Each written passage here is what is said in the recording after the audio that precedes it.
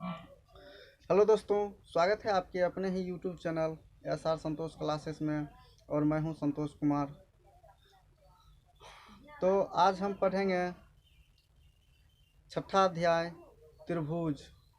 ठीक है, देखिए त्रिभुज को समझने के लिए हम एक ही टिप्स अपनाएंगे।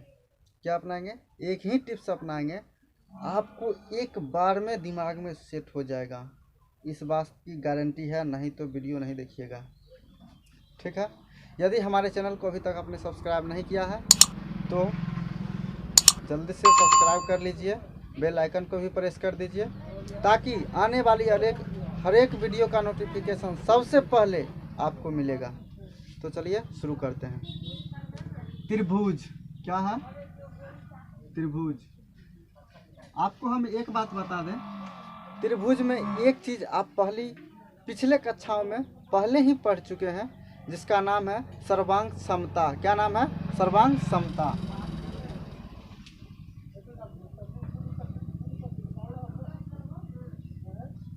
सर्वांग क्षमता।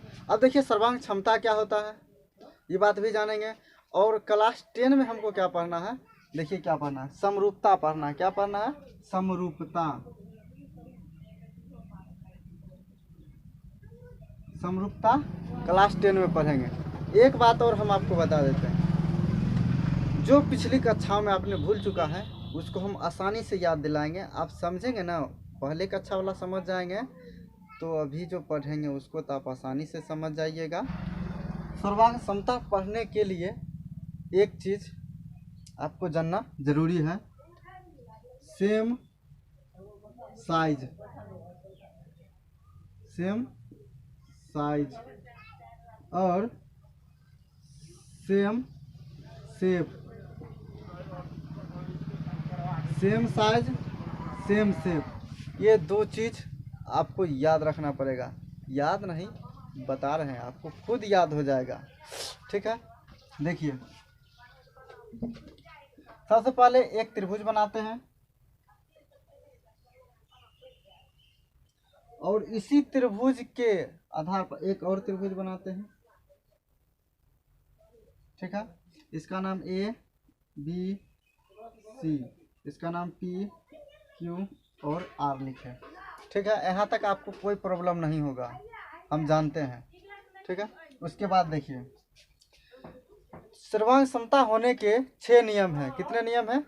6 नियम हैं। देखिए इसका कोण A ये कोण P के बराबर होगा, कोण B कोण Q के बराबर होगा, कोण C कोण R के बराबर होगा।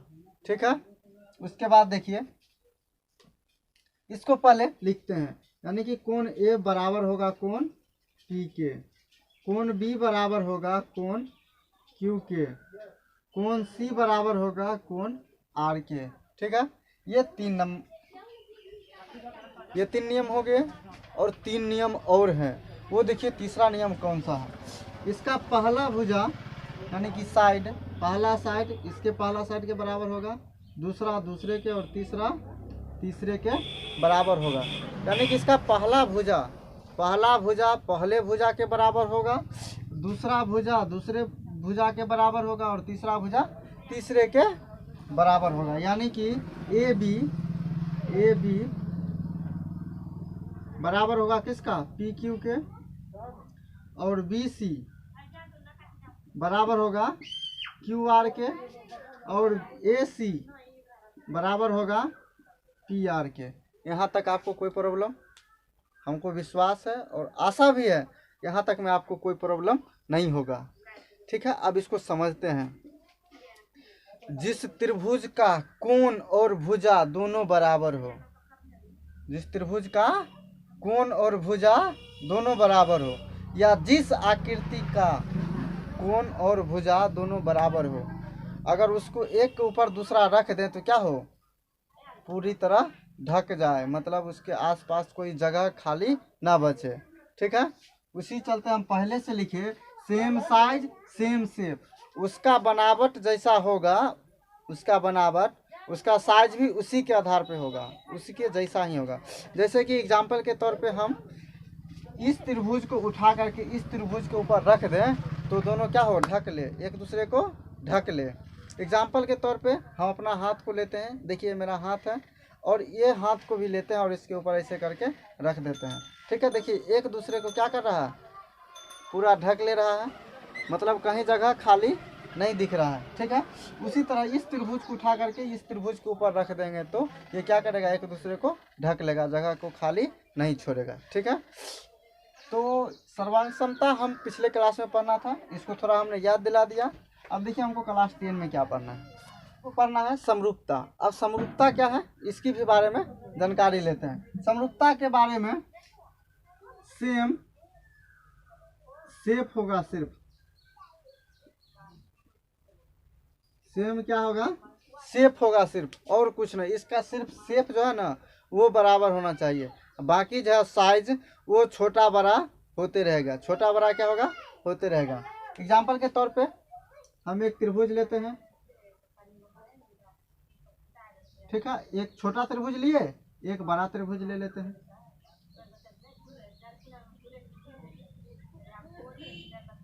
ठीक है, इसका नाम A B C P Q और आर ले लिए।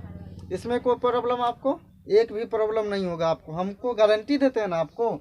यहाँ देखिए इसका ये कोण इसके ये कोण के बराबर है, इसका ये कोण इसके ये कोण के बराबर है, इसके ये कोण इसके ये कोण के बराबर है। ठीक है, इसका कोण बराबर होगा, कोण क्या होगा, बराबर होगा, और भुजाएं क्या होगी, अनुपात में होगी, भुजाएं अनुपात में होगी। यदि ये 2 होगा तो ये 4 होगा, ये 3 होगा तो ये 6 होगा, अगर ये 5 होता है तो ये कितना होगा, 10 होगा। ये क्या होगा, भुजाएं अनुपात में, रेशियो में।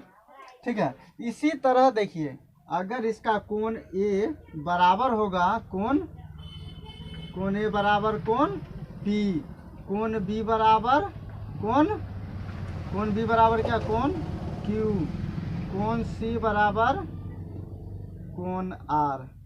इसका भी ये 3 नियम आपको मिला, यानी कि कोण क्या होगा, बराबर होगा, और भुजाएं अनुपात में। यहाँ देखिए ए बी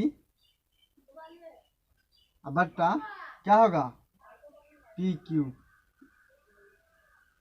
उसके बाद बराबर बी सी बट्टा क्यू आर, कोई प्रॉब्लम। उसके बाद देखिए ए सी बट्टा पी आर, ए सी बट्टा पी आर। हमने कुछ भुजाओं को अनुपात में माना है, देखते हैं वो बराबर आता है या नहीं। देखिए 2 है और 4 है, ए बी का मान 2 रखे और पी क्यू का मान कितना रखे, 4 रखे, बराबर। देखिए बी सी का मान यहाँ 3 रखे हैं, और क्यू आर का मान कितना रखे हैं, 6 रखे हैं। ए सी का मान यहाँ देखिए 5 रखे हैं, और पी आर का मान जो है तो यहाँ देखिए 10 रखे हैं। काटिए, 5 दूनी 10, 3 दूनी 6, 2 दूनी 4, काटा ना, 1/2, 1/2, 1/2, तीनों क्या है, आपस में बराबर है, तीनों बराबर आया ना, तीनों बराबर रहेगा। इसलिए अभी जो हम पढ़ेंगे क्लास 10 में वो मेरा समरूपता पढ़ेंगे। क्या पढ़ेंगे, समरूपता। एक ही ट्रिक, एक ही बात, ट्रिक ये रहा, पहले पढ़े सेम साइज सेम शेप, अब पढ़ेंगे सेम शेप। शेप हम समझ लेते हैं कैसे होगा।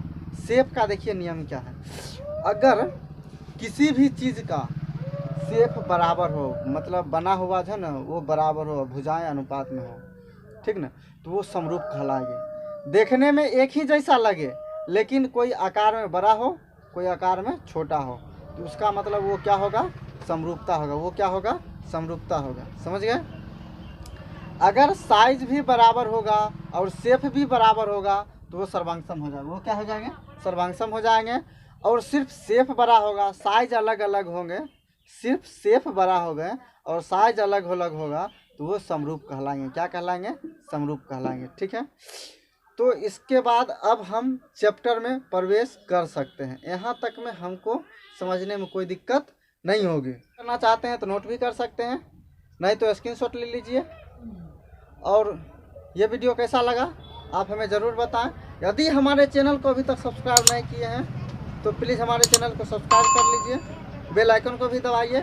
आप तो सीख गए हैं लेकिन अपने दोस्तों को भी सिखाइए और उनको ज़रूर शेयर कीजिए। इसका क्वेश्चन आंसर हम अगली वीडियो में देंगे।